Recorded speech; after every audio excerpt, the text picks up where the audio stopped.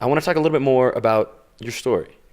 You mentioned coming here with little to your name, and then you skimmed over a lot of different activities. Yeah, bro. So I worked all the peasant jobs when I got here. So my uncle was a pilot, and when you're pilots, they allow you to sneak in family members if there's open slots and things of this nature.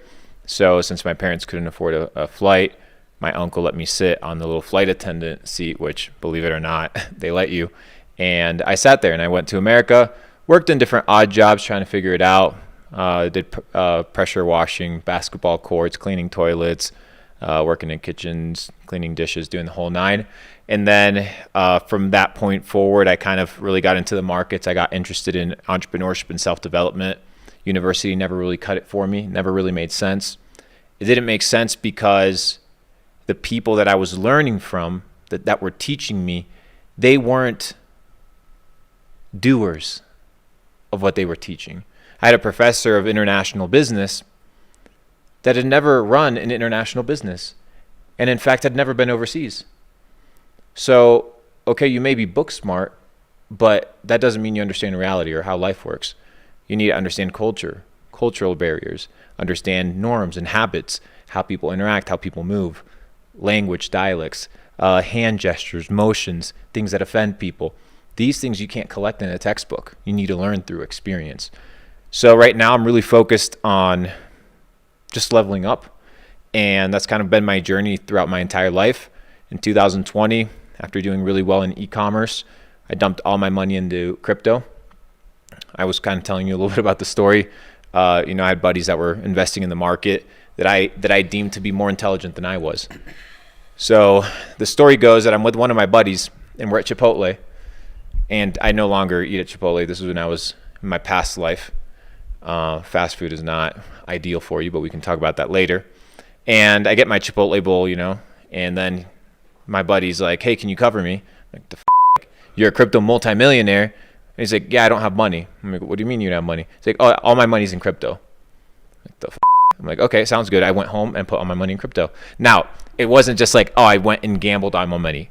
It was, I went home, I did my research, and as a process kind of developed, it wasn't like a gamble. I'm gambling on this dude. It was, I took the data sets and the information of other people that were playing the game, and I utilized it to my advantage.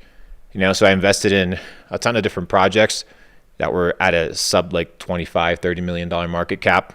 Graph, PancakeSwap, which I ended up holding 1% of the circulating supply, which was crazy. That was super fun. I was the cake farmer.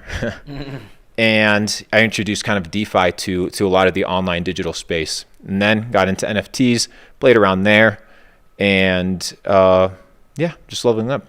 But right now I'm not really in crypto. The big issue with FTX kind of made me reassess kind of how I wanted to move in this space. And I think that so many of the good people that should be innovators in the space are actually on the sidelines. So I encourage anybody that wants to get into the space, that has good intentions, get into the game, get into the space, build companies.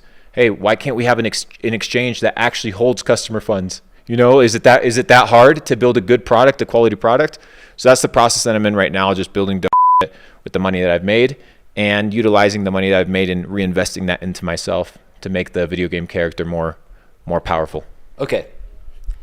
I was going to go in a completely different direction, but we have to talk about it because you brought it up. It's not a crypto video, but we have to talk about it. Listen, I've spent 24 hours. I don't know how much time I've spent with you since I got here, and you've talked about using your wealth to build a lot of different things yourself. When you talk about the corruption and the you don't like about the big exchanges, people in crypto, is that in the Luke Belmar roadmap? Like, are you going to build your own? Time will tell. Is it a possibility, would you say? Everything is a possibility. All things are on the table. Okay. The truth is, it's possible. Okay. But we have to find the right people to get involved. And it's not a one-man show. It needs to take a lot of people that have good intentions to rally behind building dope, building things of value, things of meaning, and being honest with each other. Like this idea of WAGMI, like we're all going to make it, all this fades away really, really fast when you're left holding the bag. It's a lie. Yeah, so you need to understand what the markets are made of. The markets are to move money from the impatient to the patient, and from the greedy to the people that are patient and sustainable. And that's been happening since the dawn of mankind in different markets that continue to innovate. But as we love cryptocurrency being decentralized, we also have a factor of Wild West kind of gunslinging scenarios where it's everybody's in it for themselves. Sure, you have technology, you can track certain things, but it's a dangerous place out there as well. So you have to be playing, understanding that the person behind a meme page, right, may not have the best intentions in mind, and that you shouldn't be relying on them to get rich.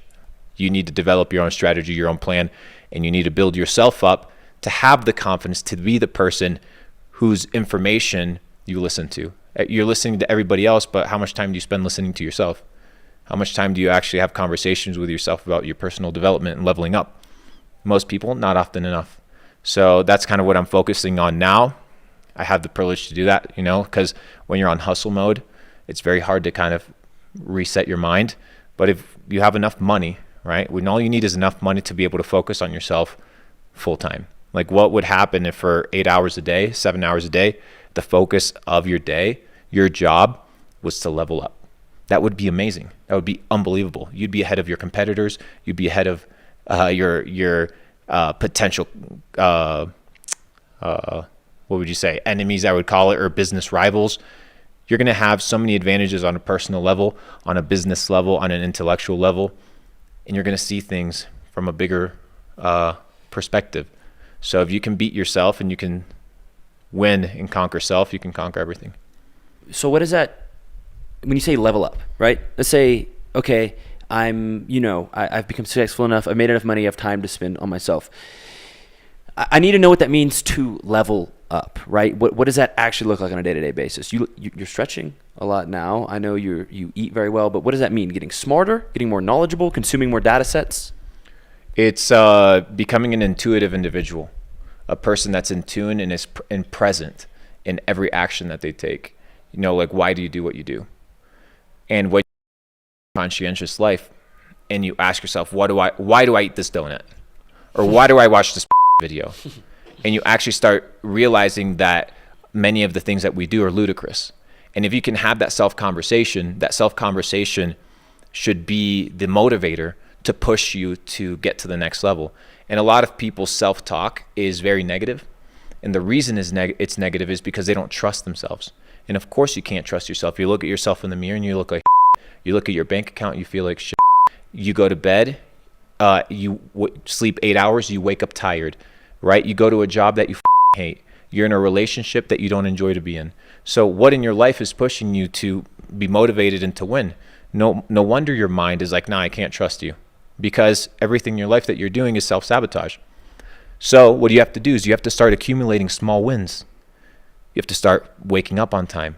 You have to start eating clean. You have to start cleaning around you. You have to start exercising. You have to start listening to positive messages and not listening to all this bull music from the system. Start listening to some classical music. Start listening to some, some lo-fi. Start listening to something that has frequencies that literally elevate your spirit.